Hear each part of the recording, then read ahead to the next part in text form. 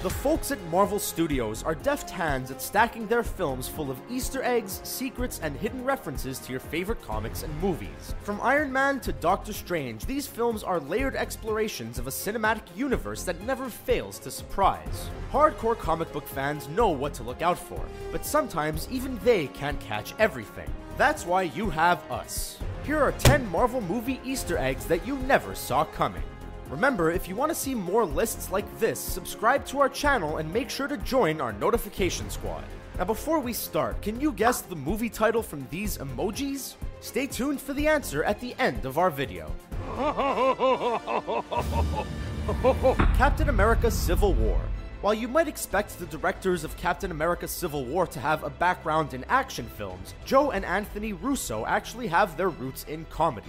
The brothers were regular directors on cult sitcoms Arrested Development and Community. As a nod to their past, the Bluth Company stair car actually makes a cameo in Civil War. As Arrested Development fans can tell you, Michael Bluth was reduced to driving the stair car after his family's finances were seized. You can see the Bluth Company stair car in the background of Civil War's highly entertaining airport battle scene.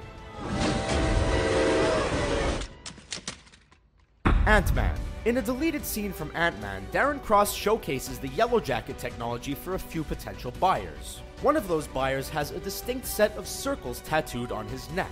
It's a symbol that we've seen before in the Marvel Cinematic Universe. It represents 10 Rings, the terrorist organization that kidnapped Tony Stark at the beginning of the first Iron Man. Of course, Cross ends up using the Yellow Jacket technology himself, but it is possible that the technology is still out there.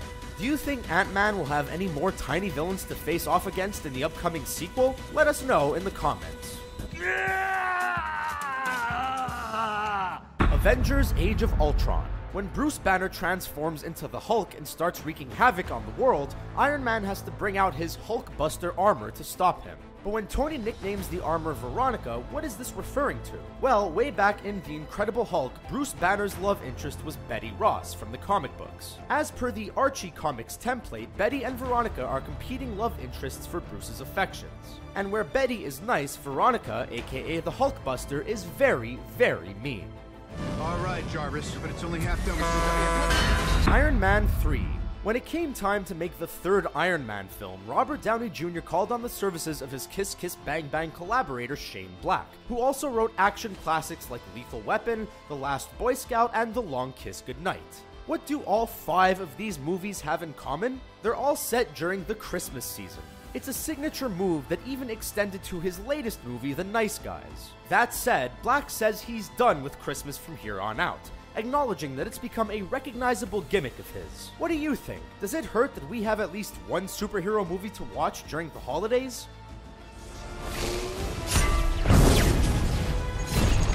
Thor: The Dark World.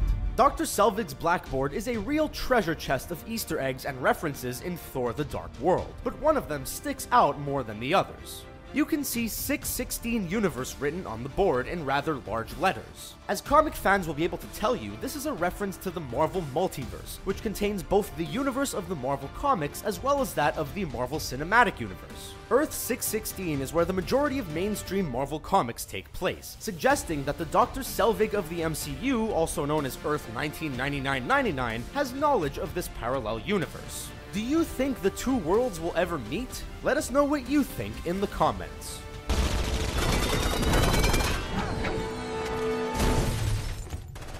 Captain America: The Winter Soldier. Captain America: The Winter Soldier was praised for its evocation of old-school Cold War thrillers, and nowhere is this more evident than in the casting of Robert Redford, star of the great 3 Days of the Condor, as its main villain Alexander Pierce. Redford, of course, starred in several classic films with Paul Newman, such as The Sting and Butch Cassidy and the Sundance Kid. So when Pierce opens his refrigerator and reveals a bottle of Newman's own salad dressing, it's a subtle nod to their friendship and the charitable organization that Newman founded. The Avengers. When Thor and Loki meet on a mountaintop in The Avengers, they're joined by 2 crows who look suspiciously familiar. Those birds are probably Hugin and Muggin, 2 crows who act as the eyes and ears of Odin within his realm and beyond. It's fair to assume that the Old Norse god had these crows spying on his 2 sons as they squabbled over the fate of the Earth. Listen, we're not ones to judge or anything, but it seems like there's some seriously overprotective parenting going on here. But I see through you! Doctor Strange. One of the funniest moments in Doctor Strange came when the good doctor took up residency in the Ancient One's mystical headquarters in Nepal. After being handed a piece of paper that says Shambhala and asking what it means, Dormer responds, The Wi-Fi password.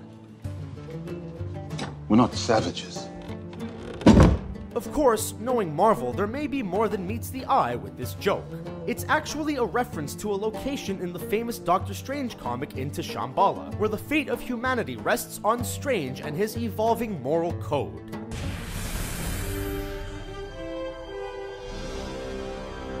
Captain America, the first Avenger. When Red Skull gets his hands on the Tesseract, he makes a pithy remark about how the Fuhrer digs for trinkets in the desert. This is obviously referencing Raiders of the Lost Ark, and potentially Indiana Jones and the Last Crusade as well. As it turns out, the first Avenger director Joe Johnston actually worked as a special effects supervisor on Raiders of the Lost Ark, before striking out on his own as a filmmaker. Could Indiana Jones have taken place in the Marvel Cinematic Universe? Let us know what you think in the comments. Guardians of the Galaxy. Star Wars is a huge influence on Guardians of the Galaxy. Obviously, Chris Pratt's Star-Lord is modeled on Han Solo, another wisecracking, space-traveling lone wolf criminal, but there's also a more specific reference to George Lucas's famous film series.